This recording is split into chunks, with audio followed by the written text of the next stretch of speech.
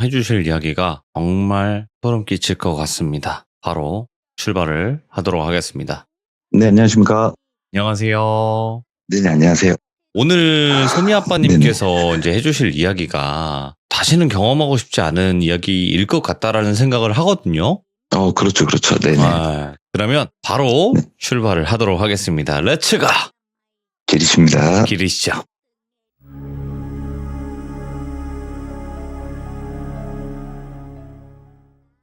이 이야기는 제가 11년 전쯤에 겪었던 이야기입니다. 근데 이제 제가 그러니까 남성복 판매하는 그런 일을 하고 있었는데요. 하다가 이제 포천이라는 동네로 네. 아는 형님이 가시게 되면서 저한테 급여도 많이 올려주신다고 하고 집도 구해주신다고 하고 마침 이제 여자친구랑 헤어지고 좀 마음이 힘든 시기여서 그래 여기를 한번 벗어나서 한번 지내보자 하고 포천이라는 동네를 가서 살게 되면서 겪었던 이야기인데요. 거기 가가지고 방을 얻어놓고 매장에서 이제 근무하고 집 일만 이렇게 하고 있었어요.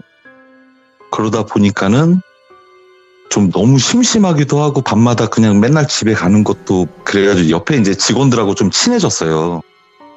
친해져갖고 옆에 직원들하고 이제 술을 마시고 이렇게 놀다가 술이 좀 취한 상태로 집에를 가서 이제 잠을 자고 했었는데 술이 취하는 날이면 그 방에서 일이 하나씩 생겼더라고요. 무슨 일이 생겼었냐면은 집 구조가 집을 문을 열고 딱 들어가면은 바로 그냥 방이 바로 앞에 보이고 오른쪽으로 문이 하나 있는데 그 문을 열면 그게 이제 부엌이 따로 딸려 있었어요. 방 안에 부엌이 있었던 게 아니고. 그래가지고 이제 술을 좀 많이 마신 날에 술을 마시고 집에 가서 이제 누워서 잠을 청하려고 하는데 부엌에서 이제 음식하는 소리가 들리는 거예요. 처음에 이제 겪었던 일은 음식하는 소리, 딸그닥 소리 나고 뭐 당근 써는 소리, 그리고 가스레인지를 탁탁 키는 소리, 심지어 사람 숨소리까지 들리는 거예요. 막 한숨을 쉬는 소리, 막 이런 소리가 막 들리는 거예요. 그래가지고 옆집에서 이제 음식을 하는 소린가 보다라고 생각을 했지 뭐 그게 귀신이다 이런 거는 아예 상상도 못했었고 믿지도 않았었고 그렇기 때문에 네. 그냥 옆집에서 나는 소리인데 좀 크게 나는구나라는 그 정도로만 이제 알고 있었거든요. 네. 그런데 이제 뭐 세탁기 돌리는 소리도 너무 크게 들리고 음식하는 소리가 계속 들리고 숨소리도 들리고 이러는 게 여기는 방음이 너무 안 된다 싶어가지고 네. 관리자분한테 말씀을 한번 드렸어요. 밤에 좀 방음이 좀 안 되는 거냐고. 그렇지. 음식하는 소리까지 어떻게 이렇게 세세하게 잘 들릴 수 있냐. 근데 그 관리자가 이제 말씀하시기를 거기가 신축 빌라라서 지금 살고 있는 사람은 5층에 저랑 1층에 자기밖에 없다는 거예요. 둘만 살고 있었던 거예요. 그 건물 안에서. 예. 그러니까 주위에 사는 사람이 한 명도 없었던 거예요. 이 옆집도 그냥 비어있는 집이었고 그래서 내가 그러면 꿈을 꾼 건가 보다. 그러니까 이걸 뭐 이상하게 생각하고 귀신이 나왔거나 이렇게 생각하진 않고 내가 그러면 술을 많이 마셔서 꿈을 꾼 건가? 그냥 이렇게 생각을 하고 어느 날 한 번은 정말 이제 크게 한 번 왔었어요.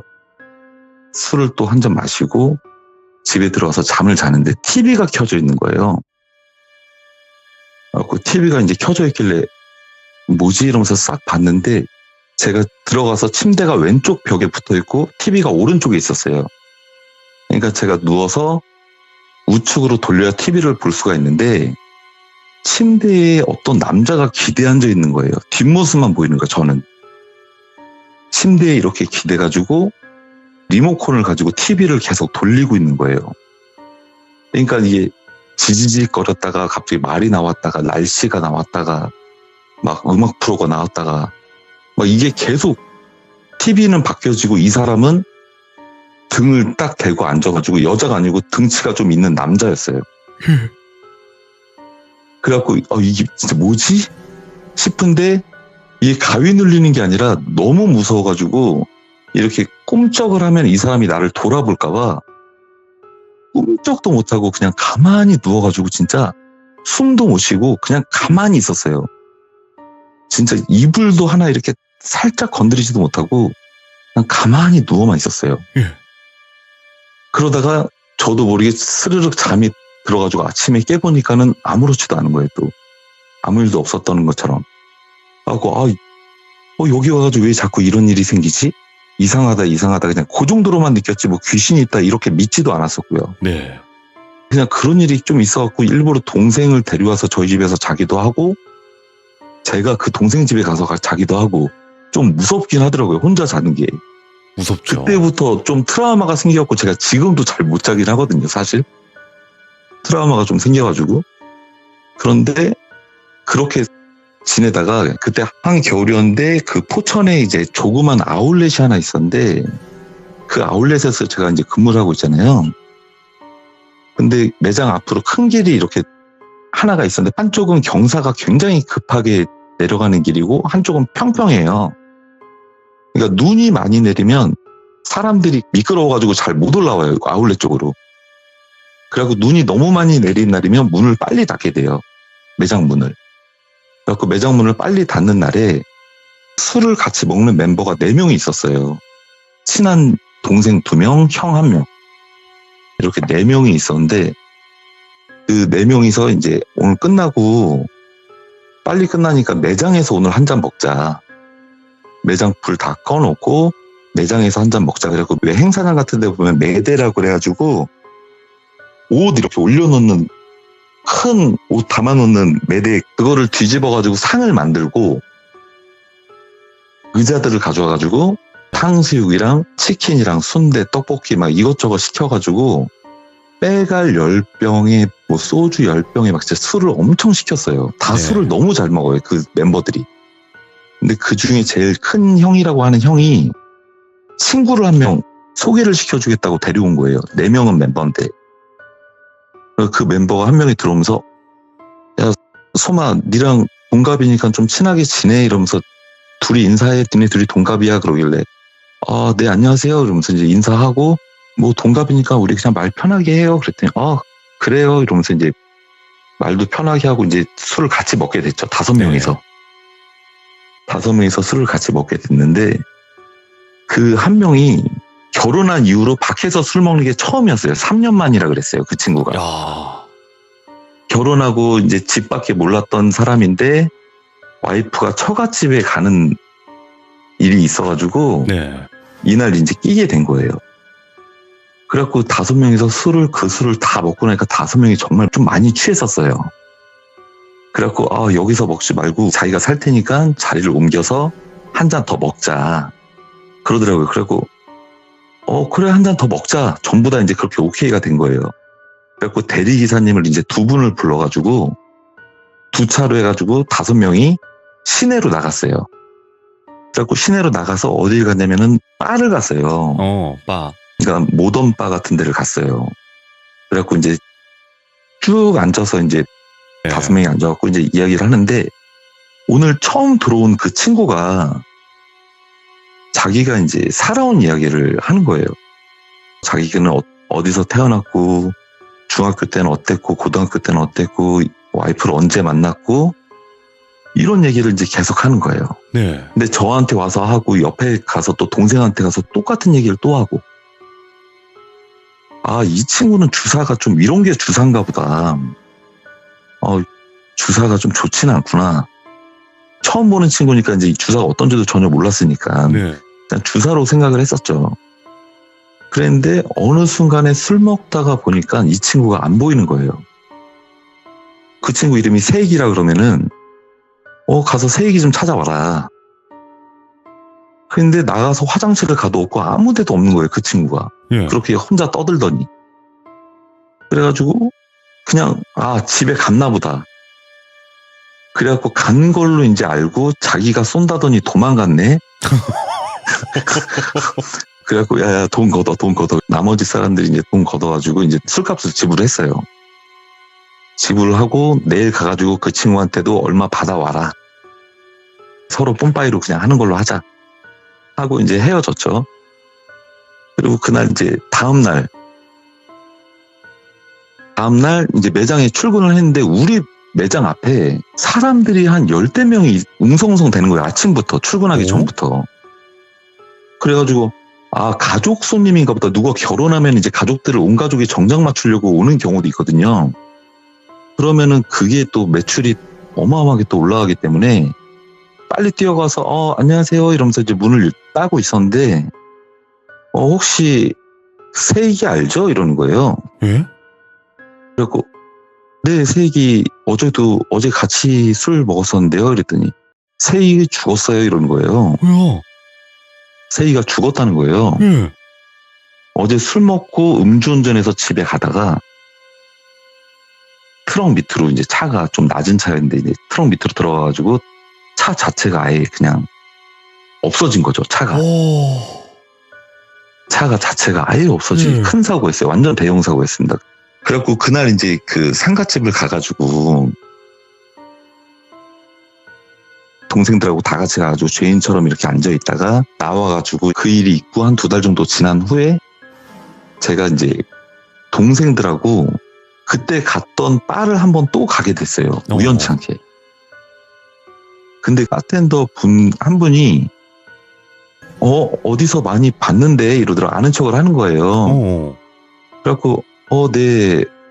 어디서 봤겠죠? 이제 저희는 2번째 왔으니까 어디서 봤겠죠? 그랬는데 생각났다. 그때 여러 명이서 오신 분들 맞죠? 그랬고 기억하네요. 이러면서 이제 뭐 농담하고 그렇게 했었는데 그 여자가 그때 먼저 가가지고 막 찾으러 갔던 그 오빠는 잘 계세요? 이렇게 갑자기 물어보는 거예요. 여기 있는 사람들에 대한 얘기를 하는 게 아니고 죽은 그 친구를 물어보는 거예요. 잘 들어갔냐고, 그 오빠는 어떻게 잘 됐냐고.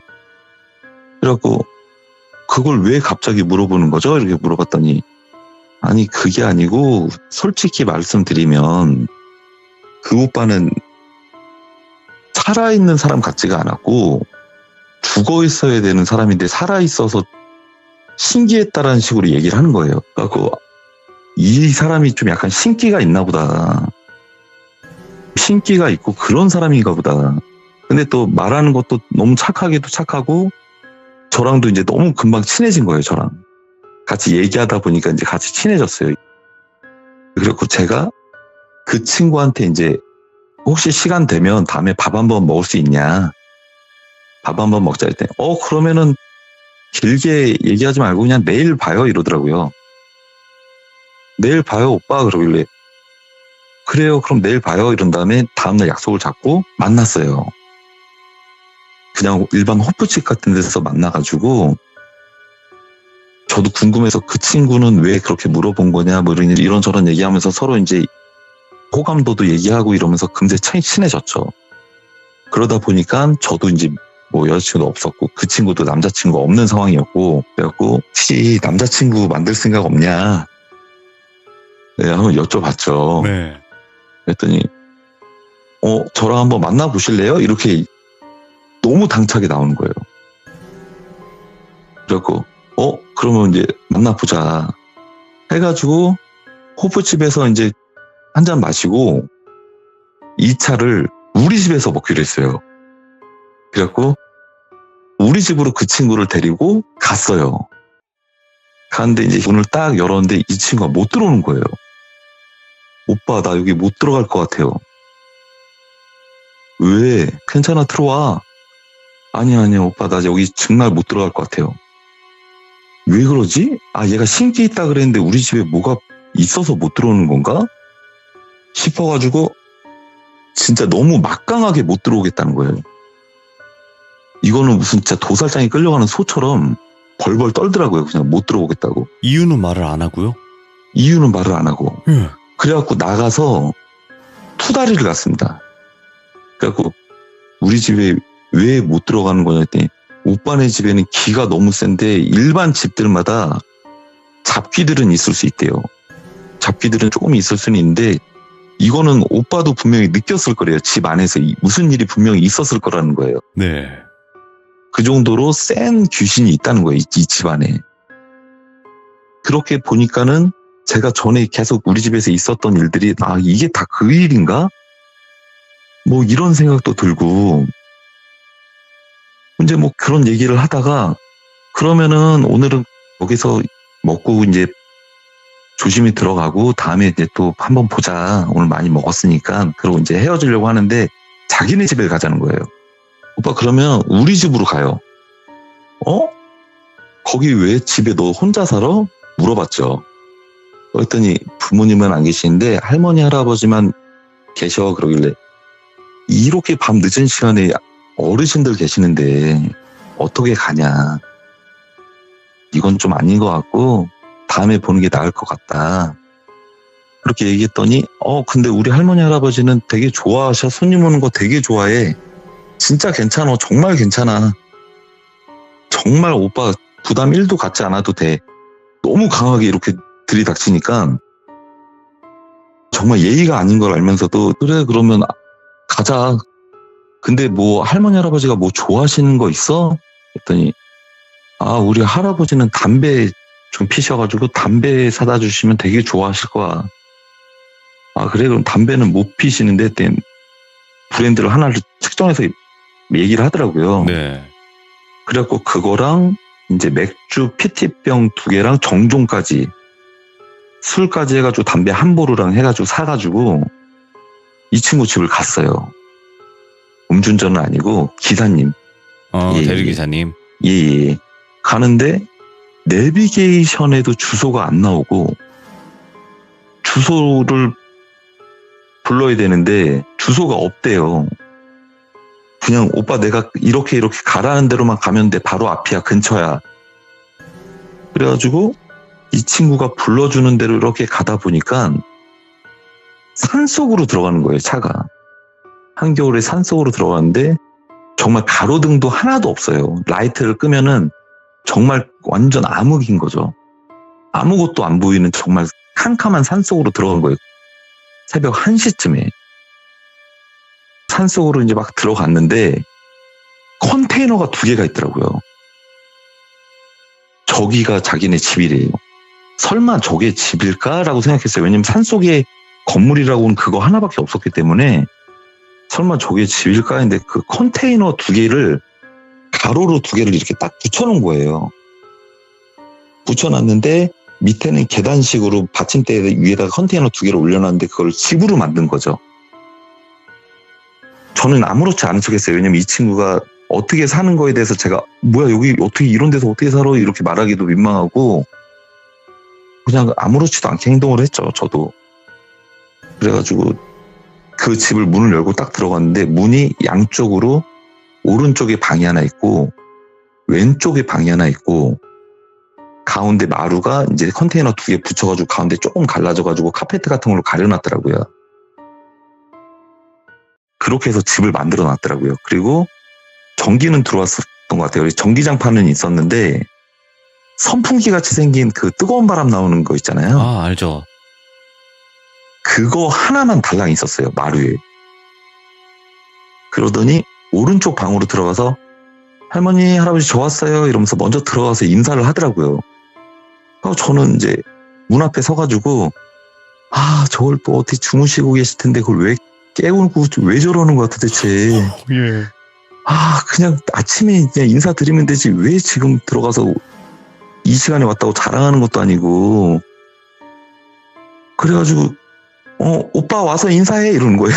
어이구. 저한테. 예. 그래갖고 제가 그 방을 이제 들어갔어요. 들어갔더니 이제 제사상이 크게 차려져 있고 뭐야? 신당인 거예요. 그 방 자체가.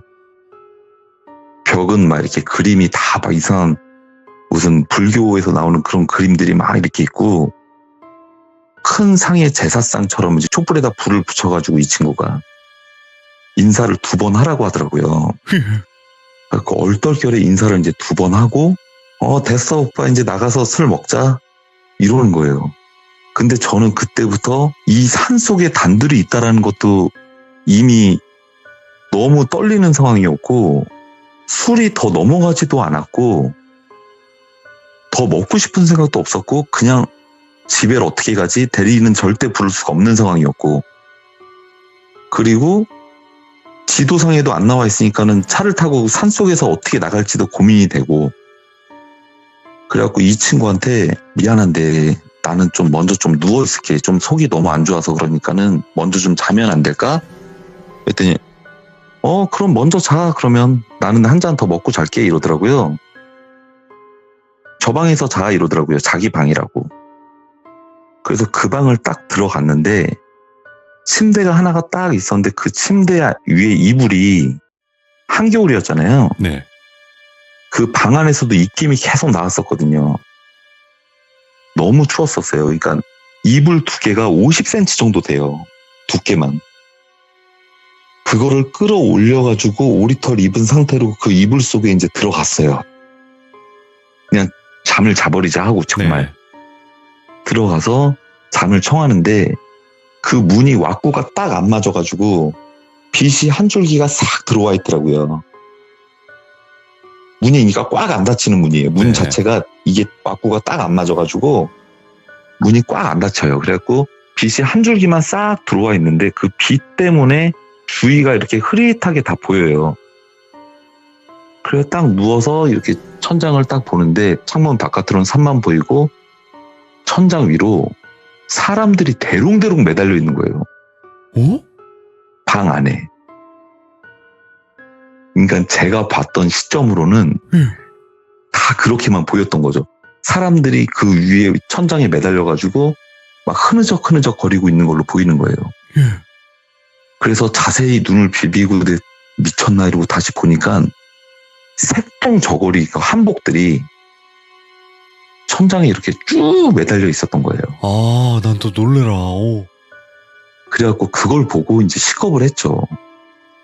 그래갖고 저는 잠도 안 오고 이건 집에는 가야겠고 난 누구고 여긴 어딘가. 진짜 너무 무서운 거예요. 진짜 이게 말로 어떻게 설명을 할 수가 없어요. 내가 어디 잡혀있는 느낌, 내 인생은 오늘 끝이구나. 이 생각까지 들었었어요. 그런데 분명히 둘이 들어왔잖아요. 둘이 들어왔는데 마루에 4명이 있는 거예요. 3명, 4명이. 목소리가 4명의 목소리가 들리는 거예요. 서로 이야기를 주고받으면서. 어떤 아저씨가 왜 이렇게 늦었어? 오늘 뭐 그냥 한 잔 먹고 좀 남자친구 생겨가지고 이렇게 늦었어요. 이렇게 또 얘기를 하고. 어떤 애기가 왜 내 건 아무것도 안 사와? 이러면서 막 이제 앵앵거리면서 막 울기 시작하고. 그리고 어떤 여자 아줌마 목소리가 또 들려요. 에이, 우리끼리 먹자 그냥. 이렇게. 남자친구 나오라 그래봐. 막 이러고. 분명히 둘이 들어왔는데 저 사람들은 뭐지? 이제 이런 생각이 들면서 이제 머리가 더 복잡해지고 머릿속이 더 하얘지고 미치겠네. 이거 뭐지? 분명히 둘이 있었는데 저 방에 누가 숨어 있었던 건가? 별의별 상상을 다 했죠, 혼자서. 그런데 이제 자는 척을 하고 가만히 누워 있었어요. 근데 아까 전에 빛이 한 줄기가 딱 있다 그랬잖아요. 근데 그 빛이 조금씩 넓어지는 거예요. 그러니까 문을 누가 싹 열고 있는 거예요. 만약에 확 열었으면은 갑자기 확 환해지잖아요. 근데 그게 아니라 조금씩 빛이 넓어지는 거예요. 뭐 1cm, 1cm 이렇게. 그래갖고 몸을 돌리는 척 하면서 옆을 봤어요. 누가 문을 열고 있나 싶어서. 근데 없어요. 아무도 없어요. 근데 마루에서도 아무 소리도 안 나요. 사람 소리가 안 들려요 또. 그래갖고 옆으로 다시 돌리려고 하는데 기어가지고 오고 있는 거예요.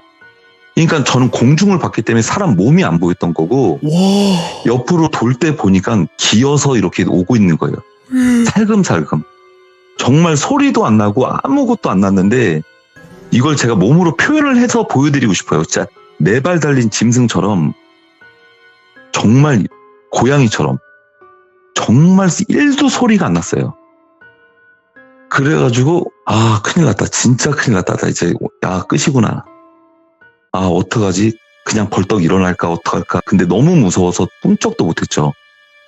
그러더니 기어오더니 침대에서 가만히 쳐다보고 있는 거예요. 소리도 안 내고. 일어나 이것도 없이 아무 말도 없이 그냥 가만히 쳐다보고만 있어요. 그러더니 다시 뒤로 나가요. 그대로 네. 들어온 그대로 뒷걸음질로 가는데도 소리가 하나도 안 나요. 이제 식은땀도 나고 아까는 추웠었는데 이제 땀까지 나기 시작하고 막 이제 그런 상황이었는데 마루에서 갑자기 또 사람 소리가 들려요. 안 자는 거 아니까 나와라 이러는 거예요. 그래가지고 아 내가 안 자는 걸 이 사람들은 알고 있구나. 귀신이구나. 거짓말하면 나 더 두드러 맞는 거 아닌가? 나 진짜 죽는 거 아닌가? 거짓말하면? 지금 나갈게요 하고 나갔어요. 그 방문을 열고 이제 제 스스로 이제 나갔죠, 마루에. 나갔더니 혼자 있는 거예요, 그 친구. 분명히 4명이 있었는데 사람 소리가 그냥 여자가 남자 목소리를 흉내내는 게 아니라 진짜 남자 목소리였거든요. 애기는 정말 애기 목소리가 나왔었고. 그리고 나갔더니 아 오빠 좀 많이 놀랬죠. 나 너무 놀랬어. 뭐야 이거. 그랬더니 아 제가 약간 이런 쪽의 일을 하고 있는데 이쪽 일도 하고 있다. 그러면 이쪽 일만 하면 되지 왜 바에서는 왜 거기서 일을 해. 이거만 전문적으로 해도 돈 잘 벌지 않아? 이제 뭐 이렇게 얘기를 했었죠. 그랬더니 자기는 음악이 있는 곳이나 시끄러운 곳 그런 데서 일을 해야 몸이 안 아프다는 거예요. 그러면서 둘이서 이제 진짜 반강제로 저도 술을 먹었어요. 비율을 상하게 하고 싶지 않았고 이 친구 기분을 조금이라도 틀어지게 하거나 상하게 하고 싶지 않았고 그냥 빨리 아침만 밝아지길 바라면서 그냥 비율을 맞추면서 술을 마시다 보니까 이 친구가 잠이 든 거예요. 그래갖고 저도 날이 밝자마자 좀 이게 환하게 뜨자마자 이제 저는 먹는 척만 하고 술을 안 먹었었어요. 그냥 같이 앉아서 짠만 해주고 이제 비유만 맞춰주고 이 친구가 많이 취해 보였기 때문에 저는 술을 입도 안 댔었어요. 그래갖고 아침이 되자마자 그때는 이제 제가 바로 몰래 제가 이제 살금살금 소리 안 내고 살금살금 나와가지고 집으로 이제 도망을 갔죠. 예. 문을 열고 나와서 차를 몰아가지고 빨리 이제 거기를 벗어났습니다. 예. 그 벗어난 시간이 아침 6시 40분경이었던 것 같아요. 7시 좀 안 됐었을 때 같아요. 그래가지고 벗어나가지고 아 진짜 죽었다 살아났다 이러면서 가는데 문자가 하나가 딱 오는 거예요. 핸드폰으로. 이 시간에 이른 아침에 누가 문자를 보낸 거야 봤더니 그 친구인 거예요. 뭐야? 자고 있던 그 친구가 자기가 그 전날 밤에 원숭이랑 관계를 하는 꿈을 꿨었는데 그 다음날 저를 만났대요.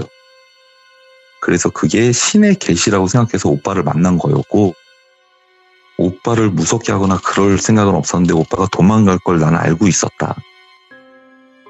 그러면서 오빠 가방 안에다가 부적을 넣어놨으니까 그 부적을 꼭 화장실 변기에다가 태워라. 태워서 변기 물을 내리라는 거예요. 근데 저는 그런 말을 믿지도 않았고 얘가 문자 보낸 것 자체도 너무 좀 소름 끼치고 무서웠거든요. 그래갖고 그 부적을 그냥 버렸어요. 그러니까 변기통에다가 얘가 말한 대로 하질 않고 그냥 이제 보이는 쓰레기통에다 버리고 그리고 이제 일을 나갔죠. 그랬는데 그 뒤로 집에서 계속 좀 조그만 일이 생기긴 했었어요. 그래갖고 이 집이 이 친구가 말한 대로 터가 안 좋을 수도 있다 싶어가지고 그 집에서 일단 나왔어요. 네, 나와가지고 지금 11년이 흘렀는데 지금 살고 있는 집에서 저희 집이 지금 방이 2개가 있거든요. 이제 혼자 살고 있는데 마루가 조그맣게 있고 작은 방을 옷방으로 쓰고 있고 이제 안방에 침대 있고 TV 있고 이제 이렇게 살고 있어요. 근데 그 옷방에서 지금 저랑 현재 같이 일하고 있는 동생 중에 한 명이 저랑 친한 동생이 있었는데 그 친구랑 이제 집에서 둘이 한 잔 먹으면 이 친구는 집이 멀어서 그 작은 방에서 잠을 잤었어요. 근데 그 작은 방에서 잠을 자고 다음날 얘가 일어나가지고 형, 나 어제 저 방에서 여자 봤어. 뭐라고? 뭔 소리야? 그랬더니 옷 사이에 쪼그리고 앉아 있었어. 근데 너무 예뻐가지고 무섭지가 않았어. 진짜 하나도 무섭지가 않고 너무 예뻤어. 나 여기서 또 자고 싶다. 오늘 또 만나고 싶다. 이런 식으로 얘기를 하는 거예요. 근데 그 친구가 아니고 이 친구랑 전혀 상관없는 다른 친구가 또 지방에서 와가지고 저희 집에서 자게 되는 경우가 있었는데 네. 그 친구도 똑같은 얘기를 하는 거예요. 형 방에 뭐 있는 것 같아.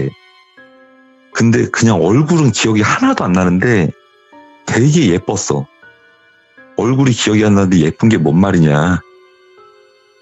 진짜 얼굴이 하나도 기억이 안 나는데 예뻤대요, 되게. 그리고 얼마 있다가 이 돌비 공포 라디오 제가 틀어놓고 잠이 든 적이 있어요. 아이고야, 예. 잠이 들었는데 진짜 너무 잠이 미친 듯이 쏟아지는 거예요. 제가 안 자려고 봐라 그래도 눈이 그냥 저절로 막 감기는 거예요. 강제로 재우려고 하는 것처럼 눈이 막 미친 듯이 감기고 왜 이러지 잠이 스르륵 들었어요. 들었는데 뭔가 기분이 되게 안 좋은 기분이 들면서 눈이 딱 떠진 거예요. 눈이 딱 떠졌는데 몸이 완전히 굳어가지고 움직이려고 봐라 그래도 안 움직여지고 목소리를 내려고 해도 목소리도 안 나오고 막 그런 상황에서 발자국 소리가 이렇게 마루에서 들리는 거예요. 사부작 그 마루 갈라지는 소리. 그게 이렇게 들리는 거예요. 그래가지고 제가 나 가위 눌렸구나. 그래갖고 이제 제가 주기도문을 외웠어요. 그 가위가 눌리면 주기도문이나 사도신경을 저는 외워요. 그러면은 정말 가위가 쓱 풀려요. 근데 그거를 주문을 외울 때 한 번은 확 겁을 줘요. 그 영적인 존재가 됐든 뭐가 됐든 와서 비웃는다든지 겁을 줘서 못 외우게 하는 거예요. 그래서 주기도문을 외우는데 마루에서 발자국 소리가 갑자기 빡 빨라지더니 방 안으로 들어오진 않고 문 앞에서 이렇게 빼꼼히 쳐다보고 있는데 네. 얼굴은 안 보이고 진짜 여자가 서가지고 이렇게 쳐다보고 있는 거예요. 그래갖고 그때 있었던 일이 지금까지도 이어지고 계속 이렇게 이어지는 건가? 이런 생각이 들고 있는데 그때 이제 포천에서 있었던 일이 지금까지도 저는 연관이 있다고 생각이 들어서 이제 저 입장에서는 너무 무서운 일이었기 때문에 이거를 좀 제보를 하게 됐어요. 누구한테 들은 이야기가 아니라 제가 직접 겪었던 일이기 때문에 너무 상세하고 기분을 너무 잘 알고 있어서 이거를 꼭 전달을 해드리고 싶었었어요. 근데 이제 전에도 이런 비슷한 걸 경험을 한 적은 있었어요. 많았어요. 간단하게 말씀드리면은 뭐 군대에 있을 때도 가족이나 여자친구가 면회를 오면 1박 2일로 외박을 나가요. 토요일 날 오면 저희는 그러니까 간부였거든요. 그러니까 하사관이었기 때문에 토요일 날 외박을 나갔었는데 외박에서도 이제 고참들이 여자친구 왔다고 이제 막 같이 막 술도 사주고 막 그래요. 술도 사주고 그러고 저녁에 방까지 잡아주고 이렇게 가시고 했는데 정말 그날따라 방이 한 개도 없는 거예요. 시내 어디를 다 돌아다녀도 방이 한 개가 없는 거예요. 그냥 오늘은 그냥 찜질방에서 자야 되는 건가? 이제 이런 생각도 들고 그러다가 마지막으로 저기까지만 가보자고 갔더니 방값이 너무 싼 데가 한 군데가 있는 거예요. 그때 당시 뭐 4만 원, 5만 원 이랬었는데 2만 원이래요. 여기 좀 허름한가 보다. 그래갖고 싼가 보다. 그래갖고 그냥 방 진짜 없는데 여기서 빨리 한숨이라도 자자. 너무 피곤하니까. 그래가지고 그 방을 들어가게 됐는데 이 방 안에 사람 인물화가 있는 거예요. 그 방 안에 그림이. 액자가. 그래갖고 저거 기분 되게 더럽네. 여기 귀신이 있어서 싼 거 아니야? 이게 뭐 장난으로 말하고 이랬었는데 그러다가 이 친구는 TV를 본다 그러고 조그만 테이블에 앉아서 TV를 보고 있었고 저는 그냥 침대에 누워서 잠이 들었어요. 잠이 들었는데 잠에서 살짝 이제 깨서 보니까 이 친구가 어떤 남자랑 얘기를 하고 있는 거예요. 그 테이블에서. 그래갖고 너 지금 뭐해? 너 지금 누구랑 얘기하고 있어? 저 남자 누군데? 그랬더니 얘가 소리를 지르고 난리가 난 거예요. 빨리 나오라고, 오빠 빨리 나오라고. 나도 지금 이 집에서 계속 이상했었는데 오빠 그 말하니까는 진짜 도저히 못 있겠다고. 그냥 차에서 자자, 나가자고.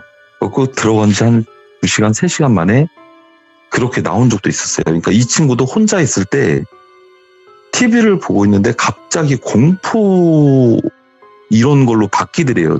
네. TV가. 바꿔도 또 그렇게 가 있고 막 소름이 돋기 시작하고 그런 찰나에 제가 일어나서 그 얘기를 하니까 얘가 이제 기겁을 하고 소리를 지르고 난리를 쳤던 거죠. 그렇게 짜질구리하게 이렇게 본 일들이 조금 소소하게 있어요. 아니 알겠습니다. 진짜 네네. 소름 끼쳤던 게 그러면 그 무당 여친이 혼자 얘기한 거네요. 혼자 1인 다역을 그렇죠. 혼자 했다라는 1인 거네요. 다역을 한 거예요. 네네네. 근데 네. 여자가 남자 목소리를 낼 수가 있나? 그러니까 성대 자체가 다르잖아요. 네. 그래서 여자가 남자 목소리를 흉내낼 수는 있어요. 억지로 막 굵은 목소리로 하면서. 하지만 여자만의 특유의 목소리가 있기 때문에 네. 그냥 얘가 남자 목소리 내는 것처럼 들려야 되는데 정말 제 귀에는 남자 목소리로 들렸어요. 그냥 걸걸한 남자 목소리. 그냥 뭐 앳된 남자도 아니고 진짜 나이가 좀 있는 아저씨, 좀 걸걸한 아저씨 그런 목소리로 들려서 정말 사람들이 한 3명, 4명이 있는 줄 알았어요. 저 사람들은 어디서 갑자기 나타난 건가 이런 생각까지 들었었으니까는 그때가 좀 많이 소름이 돋았었습니다. 그러면 제가 봤을 때는 이제 네네. 살짝 열려 있으신 분 몸이, 그러니까 말 그대로 귀신들이 들어와서 얘기를 하는 그 네네. 정도까지도 볼 수 있을 것 같은데 왜 소미 아빠님을 굳이 데리고 왔을까? 거기 그 집에요? 네. 그러게요. 그 친구가 저를 만나는 이유는 하나였어요. 그냥 전날에 꿈을 꿨는데 원숭이랑 관계하는 꿈을 꿨다. 그게 다음날 만나는 남자를 만나라는 계시다. 뭐 신의 계시다. 그래서 저랑 무조건 만나야 된다고 생각을 했대요. 아니 원숭이랑 관련이 있으세요? 소미님이? 뭐 원숭이 띠라든지 뭐 그런 거 아니죠? 전혀 아니에요. 그냥 원숭이 같이 생기기만 했어요. 그게 관련이 없는 게 아니잖아요. 저 생긴 좀 원숭이 좀 닮긴 했었죠. 네. 원숭이 상이시구나 얼굴이. 약간 그래요. 네네. 그래서 그분이 그렇게 얘기를 했구나. 네네네. 근데 진짜 소름 끼치겠다. 왜냐면 이거는 네. 귀신이 아니더라도 귀신에 들린 사람을 본 거잖아요. 어떻게 보면. 네네, 그렇죠. 그게 얼마나 무서울까. 그리고 기어와가지고 이렇게 보고 있는데 다시 뒷걸음질 그쵸. 치면서 기어갔다는 게 얼마나 무서워요 그게. 기어와서 그냥 이렇게 다시 돌아서 가는 것도 아니고 그 온 모양 그대로 뒤로 가는 거예요. 그러니까요. 근데 저는 그거보다도 더 무서웠던 게 침대에 기댔었던 그 남자도 그게 저는 지금도 그것 때문에 혼자 자는 거에 대한 트라우마가 지금도 있거든요. 그게. 그 봤던 게 너무 뚜렷한 그런 기억이 있어가지고. 근데 그래도 무당인데 명색에 예. 그 방에 그 정도로 못 들어갈 만큼의 무서웠던 게 있었을까? 그 집에? 그러니까는 집 앞에서 아예 그냥 질색 팔색을 하더라고요. 그냥 나는 못 들어가 오빠 나 너무 무서워 진짜 못 들어가 하고. 뭐가 무섭다는 거야 도대체. 그럼 그 뒤로는 연락이 아예 없으셨던 거죠? 그 뒤로는 등장을 해주셨고요. 오늘도 아마 엄청난 이야기가 되지 않을까 생각을 해보게 됩니다. 여러분들 혹시 무속인 무당분들이 기도를 하는 기도터 이런 것도 아마 아실 거예요. 그것에 관련된 이야기가 될 것 같습니다. 바로 출발을 해보도록 할게요. 여보세요? 안녕하세요. 네, 안녕하세요, 돌리님. 네. 뚜아뚜지님 오늘 해주실 이야기가 기도토 맞을까요? 아니요, 오늘은 기도토가 아니에요. 돌빈이한테 얘기 드린 것처럼 쉽게 얘기를 조금 드리기가 아직은 조금 곤란한 부분이 있고요. 예. 오늘은 해드릴 얘기는 돌빈님이 다녀오셨던 곳, 현장 답변을 했던 곳은 약간 어떻게 보면 두 번째 이야기가 될 수가 있거든요. 거기 공동묘지 그쪽이요? 네, 그쪽에 있었던 두 번째 이야기가 될 것 같아요. 바로 출발을 해보도록 할게요. 렛츠 고! 길이십니다. 렛츠 기 잇!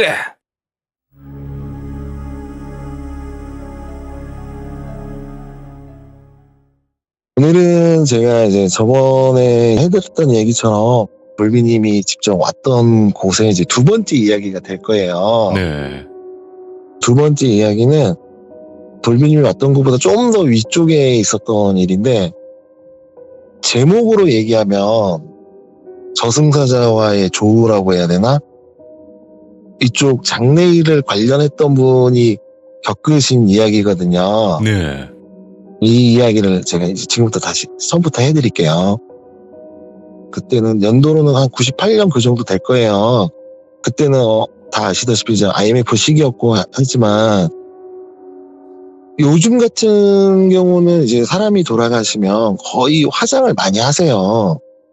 근데 그 당시 때는 지역마다 좀 틀릴 수는 있는데 제가 있는 지역에서는 진짜 한 100분이 돌아가시면 다 100분이 매장할 정도 화장은 거의 안 하들 때라 거의 다 매장만 하는 거의 그 시기였는데 일단은 사람이 고인분이 돌아가시면 장례식을 치르잖아요. 그러면 이게 그냥 치르는 게 아니라 보통은 이제 뭐 3일장, 4일장, 5일장 이런 개념이 있는데 저희 지역 같은 경우는 이 장례를 치르면 꼭 택일이라는 걸 봐요.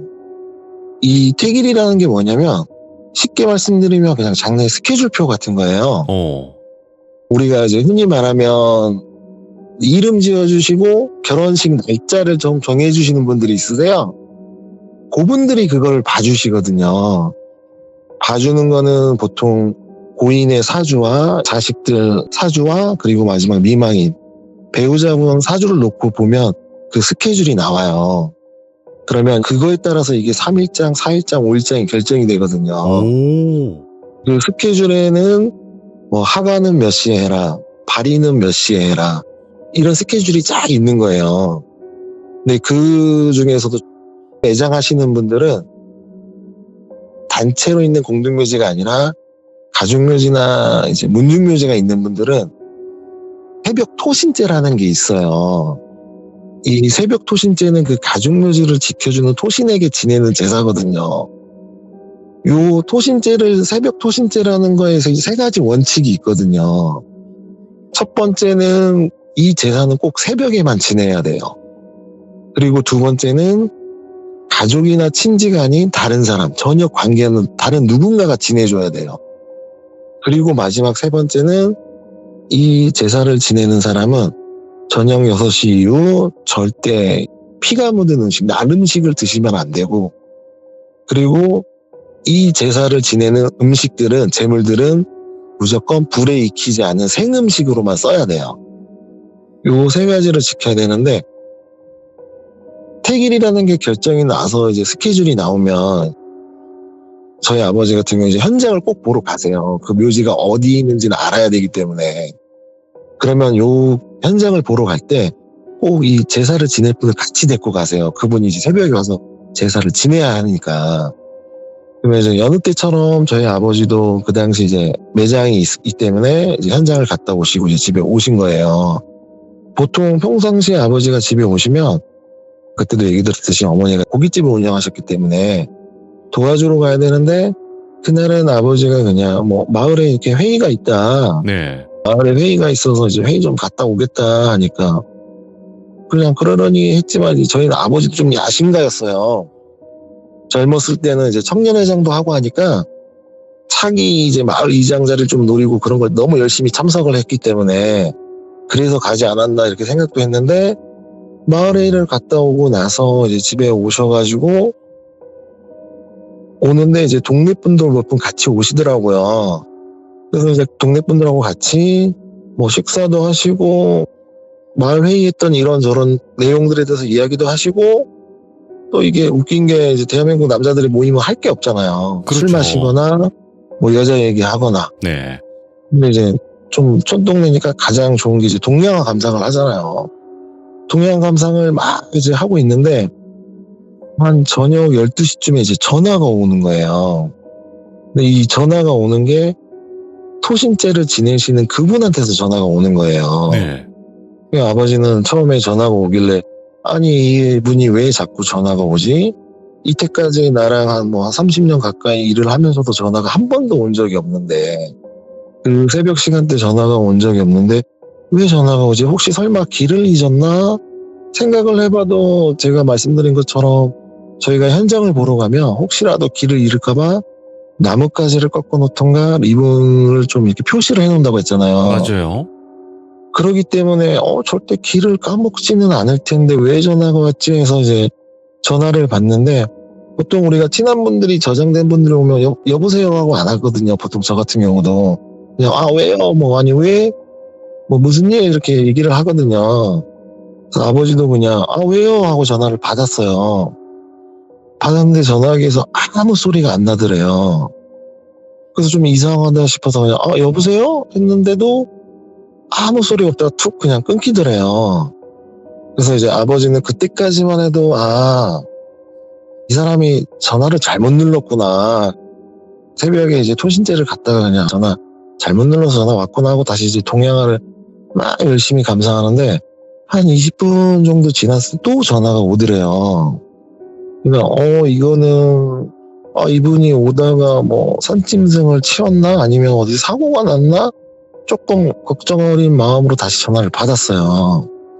전화를 받았는데 이제 처음에 아버지가 여보세요 했는데 대답이 없더래요. 그래서 아버지가 이제 조금 이거 뭔가 심각하면서 여보세요 하니까 이제 그분이 말소리가 들리는데 정말 떨리는 목소리로 이제 저희 아버지는 항상 똘비라고 얘기를 드릴 건데 정말 떨리는 목소리로 똘비야 이렇게 부르시더래요.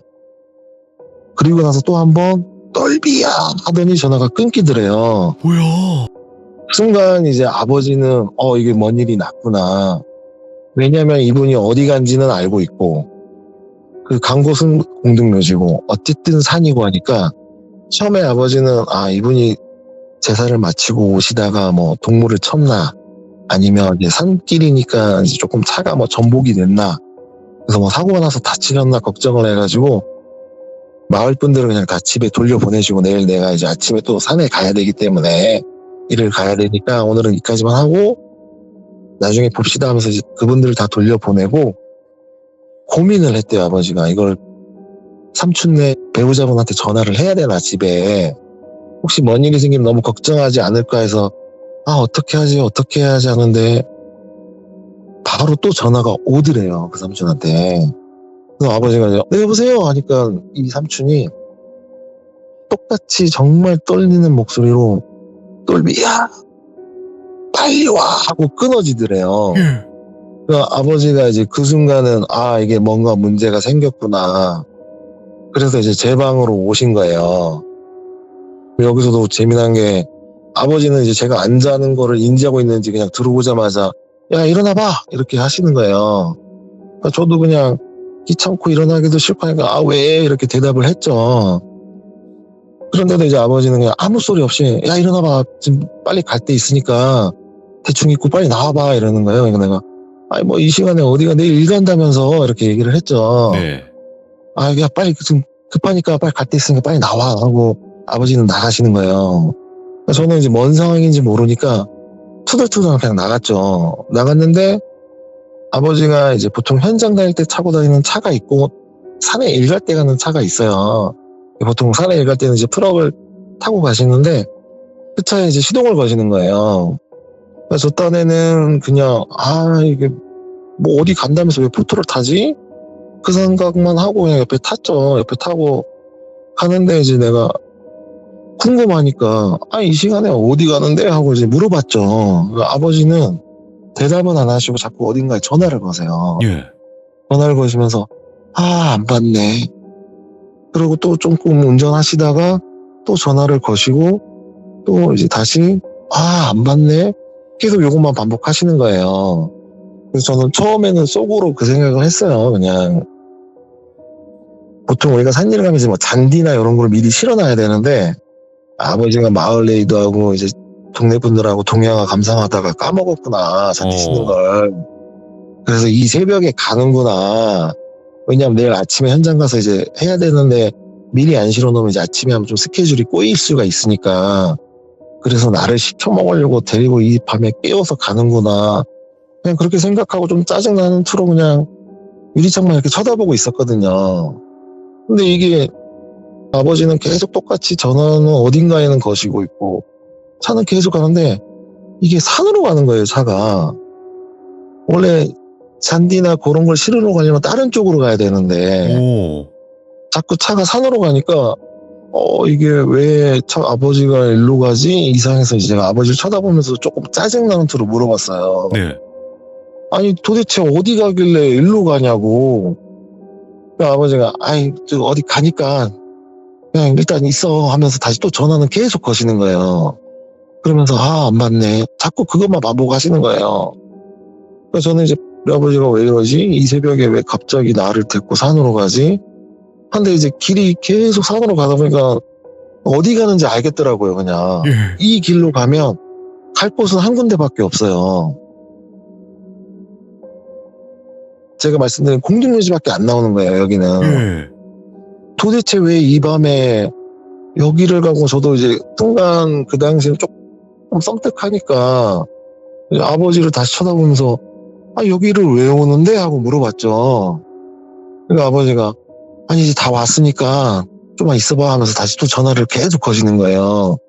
그래서 왠지 조금 불안하기도 했지만 그래도 그냥 제가 봤을 때는 그냥 내 아버지인 것 같아요. 그냥 좀 이렇게 뭐 내가 홀렸나 이런 느낌이 아니고 그냥 우리 아버지가 자꾸 왜 이 밤에 여기까지 오지 해서 한참 갔는데 이제 아버지가 차를 딱 세웠는데 전방에 차 한 대가 보이는 거예요. 근데 그 차를 딱 보는 순간 누구 차인지를 알겠더라고요.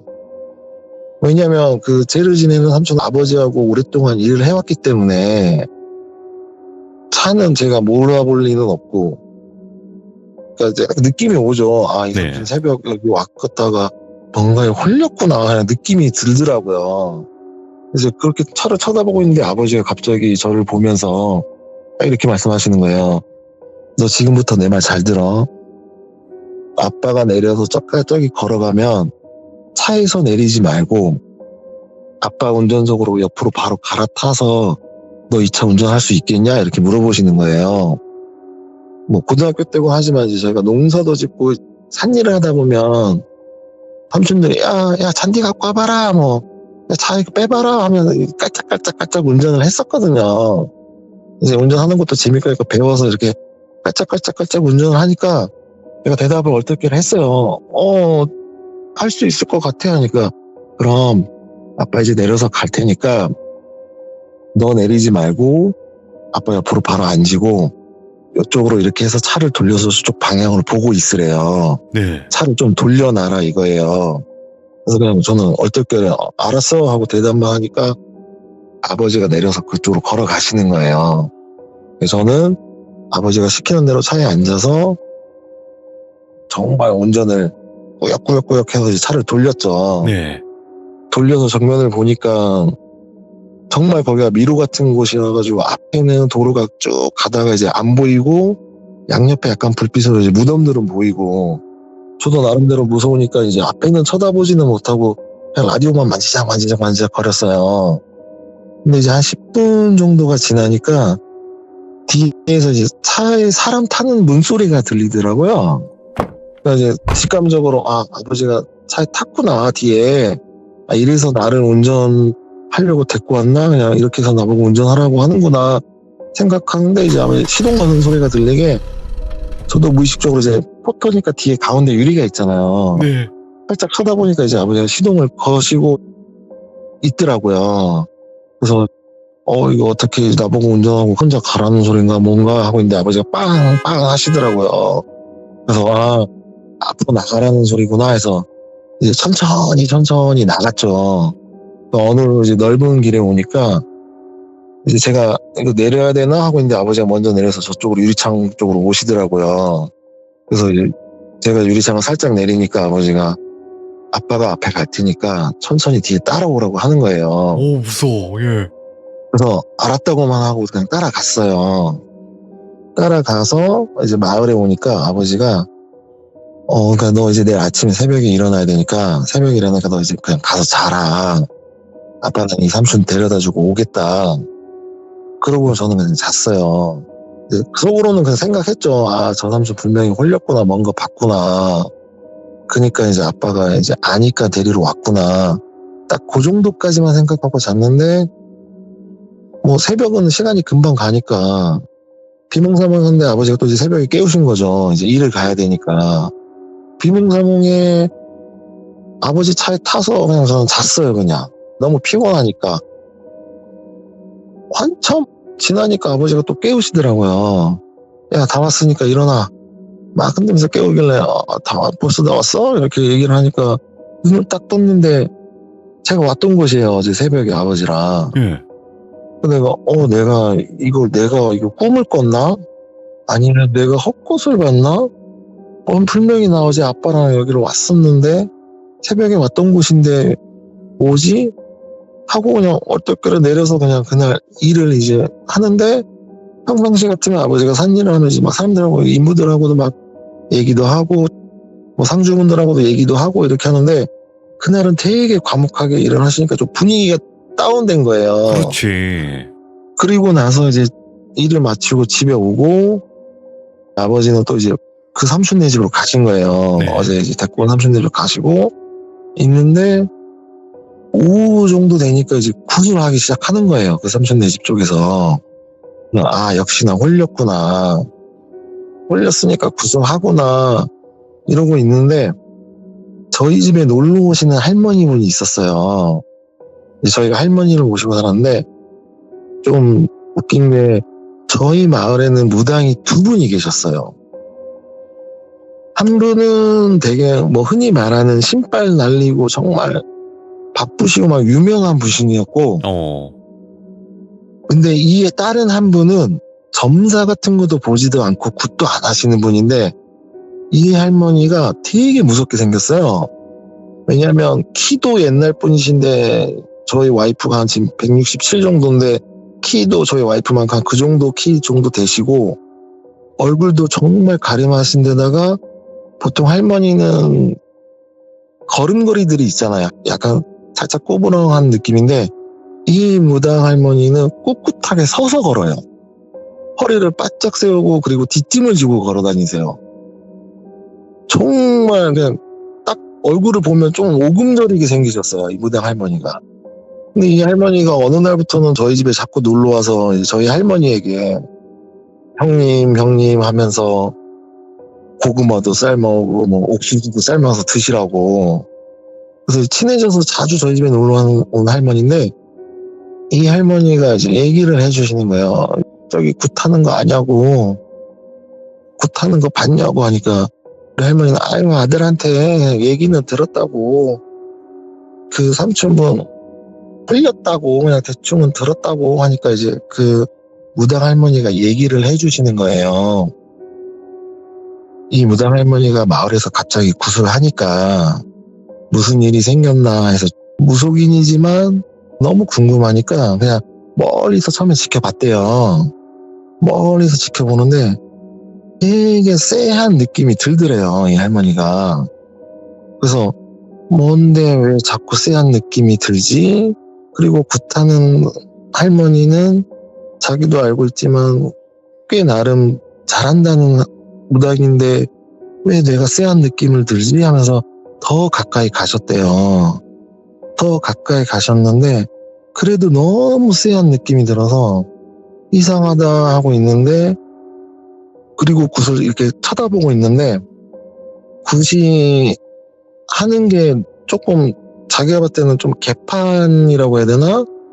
이게 너무 이상하게 하니까 왜 저딴 식으로 굿을 하지 하면서 자기가 조금 화가 나더래요. 네. 자기도 한때는 무당이어서 자기도 한때는 굿을 하고 했지만 저런 식으로 마을 사람한테 돈 받아서 굿을 하나 하면서 좀 화가 나더래요.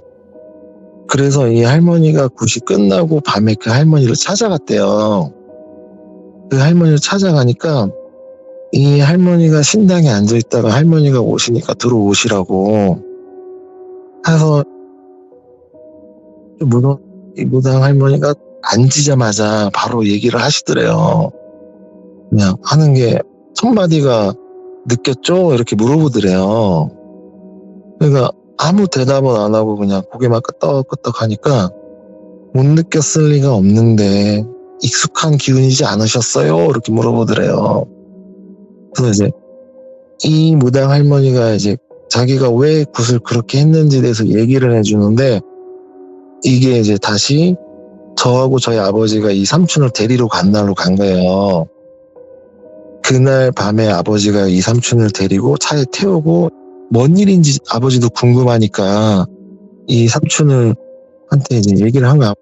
도대체 뭔 일이 있었냐고. 무슨 얘기를 그러냐고 이제 깨우니까 이 삼촌이 얘기를 해주시는데, 자기는 정상적으로 이제 밤에 11시 한 반쯤에 와서 제복을 입고 정상적으로 제르드를 일고 가죽묘지에 갔대요. 가서 제까지 완벽하게 지내고 가죽묘지를 나와서 차 있는 쪽 가려고 이제 호라시를 들고 딱 가려고 하는데, 자기 차 앞에 시커먼 인형이 4명이 서 있더래요. 그래서 이게 뭐지 하면서 호라시를 비추고 있는 순간 다시 뭐지 하면서 쳐다보려고 하는데 자기 앞에 와서 딱 서 있더래요. 그래서 이게 어느 순간 자기 앞에 왔는지도 모를 정도로 와서 딱 서 있으면 깜짝 놀래가지고 약간 엉거주춤하면서 하면서 이제 벽 쪽으로 살짝 기대했대요.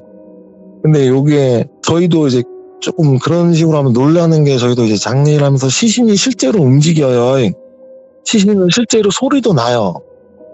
근데 이 삼촌이 너무 놀래서 오 하는데, 그 시커먼 인형이 허리를 쭉 숙이면서 자기한테 얼굴을 내밀더래요. 이러면서 자기를 쳐다보면서 이놈은 아닌데 하면서 고개를 살랑살랑 흔들더래요. 그래서 이 삼촌이 뭔지를 알겠더래요. 그냥 이거는 저승사자구나. 그래서 너무 이제 겁나서 덜덜 떨고 있는데, 그 저승사자 4명의 인형이 계속 고개를 흔들흔들 주변을 두리번 거리면서 그 삼촌을 다시 쳐다보고, 이놈은 아닌데 자꾸 이러시니까 이 삼촌이 너무 놀라니까 순간적으로 그 가죽묘로 다시 뛰어 들어갔대요. 요것도 약간의 우리도 장례식장에 미신처럼 하는 얘기가 있어요. 산이나 공동묘지 갔을 때 내가 너무 무서우면 가죽묘지 나가면 이렇게 비석처럼 세워놓는 것들 있잖아. 비석이 아니라 이제 조형물처럼 뭐 호랑이상이나. 이 가죽묘지들은 그게 수호신 같은 개념이에요. 아니면 조상들 분들 중에 뭐 장군을 지냈던 분이나 뭐 관직에 있던 분, 그런 수호 형상으로 세워놓는 거거든요. 그래서 우리 장애사 같은 경우는 공동묘지 가서 너무 무서우면 그런 동상 있는 곳 가서 큰절 2번 하고 거기 있으라 그래요. 그러면 잡기들이 이제 접근을 못 한다는 속설 아닌 속설이 있어요. 그래서 이 삼촌도 자기가 이제 그렇게 제를 지냈고 하기 때문에 자기도 얼떨결에 가서 거기 엎드려서 절을 하고 벌벌 떨면서 아빠한테 전화를 건 거래요.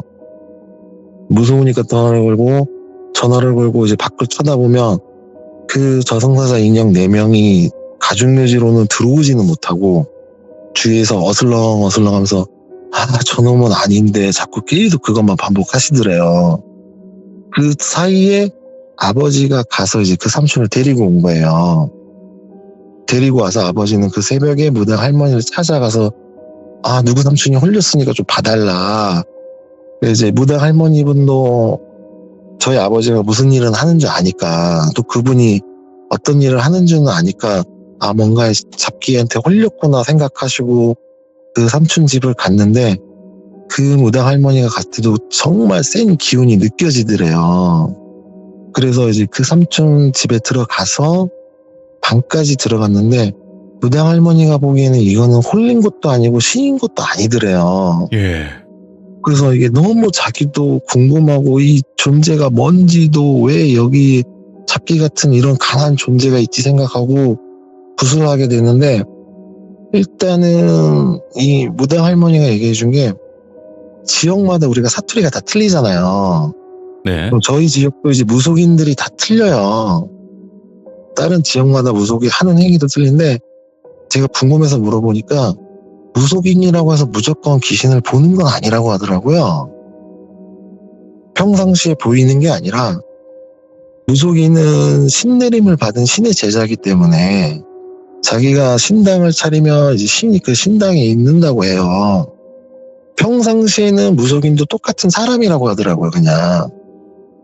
그리고 제가 궁금해서 또 물어본 게, 그러면 이제 귀신 보는 사람들은 뭐냐니까, 이제 영안이 트임 보신 분들이나 신내림을 받아야 하는 분들은 귀신이 보이는데, 이게 뭐 1년 360을 보이는 게 아니라 특별한 조건이나 특별한 이런 기운을 만나면 영안이 잠깐 열린다고 하더라고요. 그래서 귀신을 보는 거라고 하더라고요.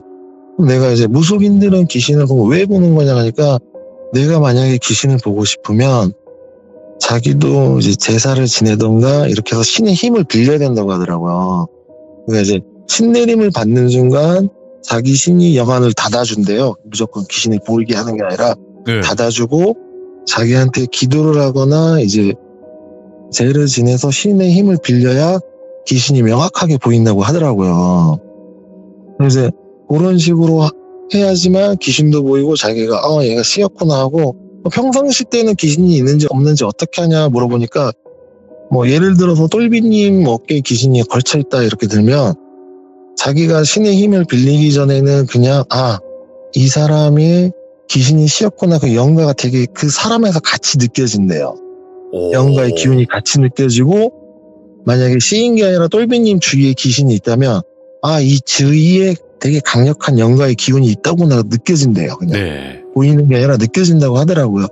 어쨌든 요거는 지역마다 틀리기 때문에 뭐 명확한 얘기는 아닐 수 있지만 그렇게 얘기를 하시더라고요.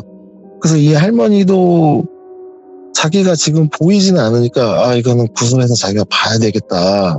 도대체 어떤 영가길래 들어오지도 않고 쉬지도 않고 여기까지 쫓아왔나 해서 구슬 준비하고 시작을 하는데 바로 구슬 하니까 저승사자 4분이 밖에서 보이더래요.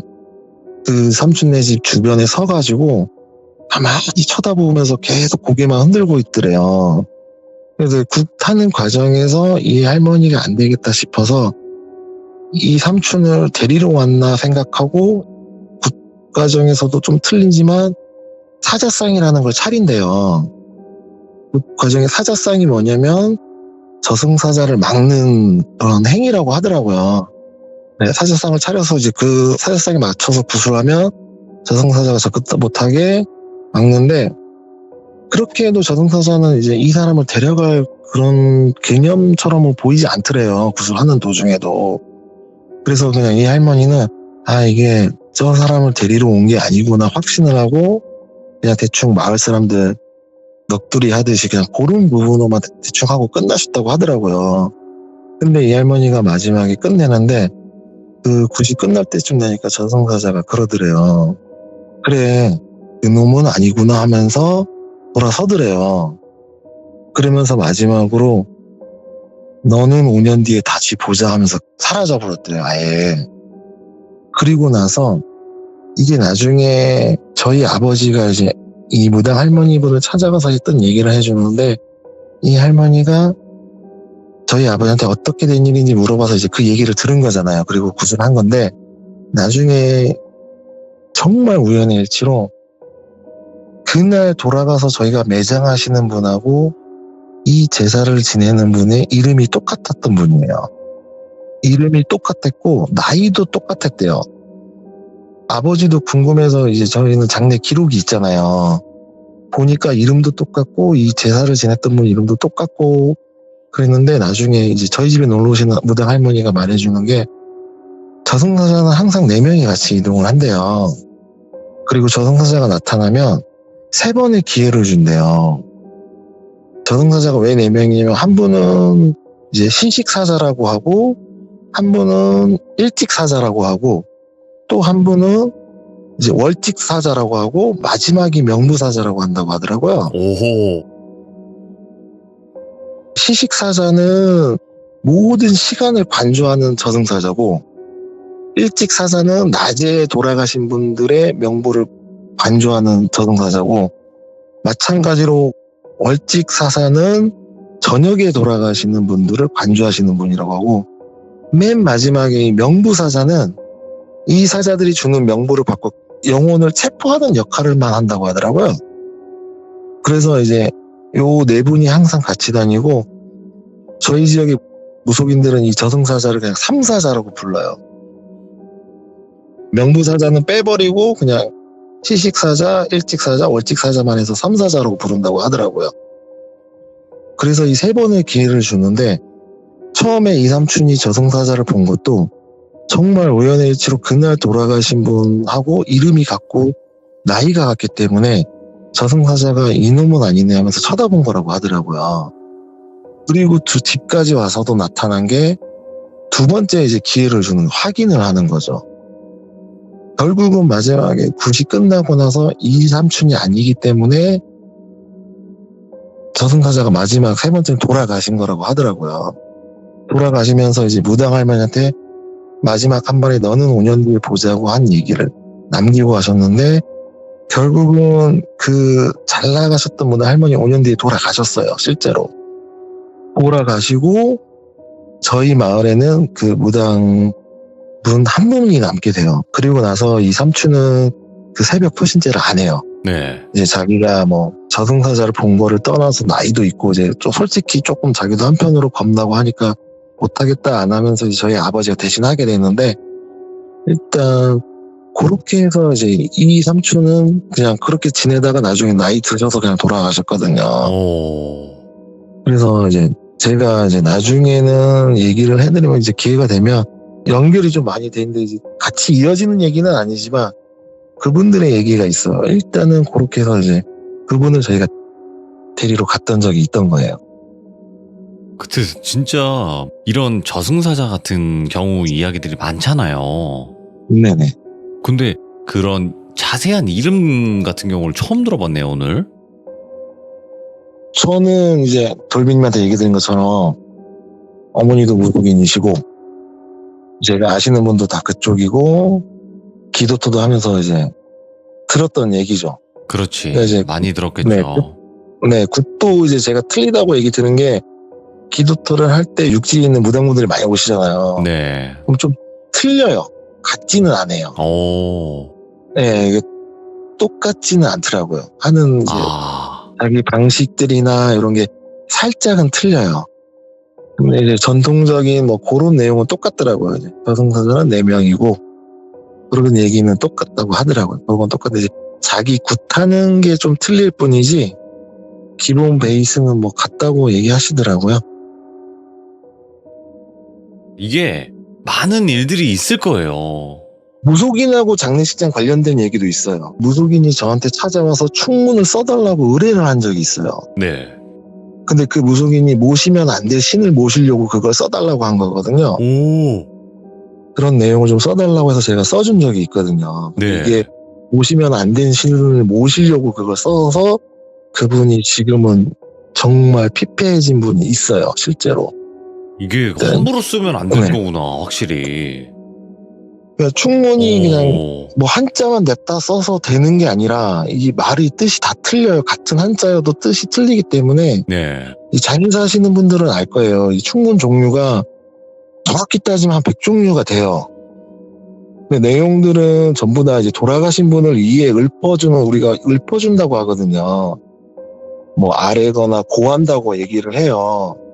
근데 그 내용 중에서도 와달라고 강림같이 와달라고 하는 내용들이 있어요.